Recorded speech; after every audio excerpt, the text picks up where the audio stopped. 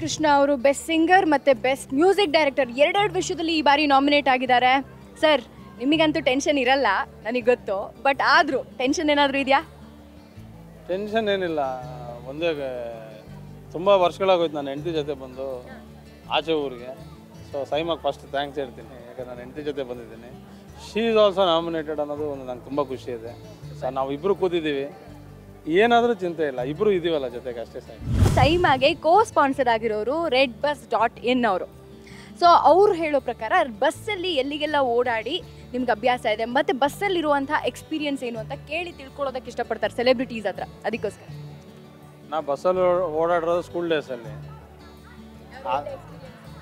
ಒಳ್ಳೆ ಎಕ್ಸ್ಪೀರಿಯನ್ಸ್ ಅಂದರೆ ಏನು, ತುಂಬ ಶಾಲೆ ಮಕ್ಕಳು ನಮ್ಮ ಫ್ರೆಂಡ್ಸ್ ಎಲ್ಲ ಸೇರಿ ಹೋಗ್ತಾ ಇದ್ದಿದ್ದಲ್ವ. ಸೊ ಪ್ರತಿ ದಿವಸ ಪಿಕ್ನಿಕ್ಕೆ ಬಸ್ಸಲ್ಲಿ. ದಿವಸ ಎಲ್ಲಿ ಇದ್ದೆ, ಎಲ್ಲಿಂದ ಬಂದೆ, ಕೇಳ್ಬೋದಾ ಕೇಳ್ಬಾರ್ದಾ? ಪುಣ್ಯಾತ್ ಗಿತ್ತಿ ನಿಂಗೆ ಎಷ್ಟು ಬಾಯ್ ಫ್ರೆಂಡ್ಸು ಅವರೇ, ಕೇಳ್ಬೋದಾ ಕೇಳ್ಬಾರ್ದಾ? ಪಕ್ಕದಲ್ಲೇ ನಡೆಯೋಕೆ ಪರ್ಮಿಷನ್ ಸಿಗಬಹುದಾ?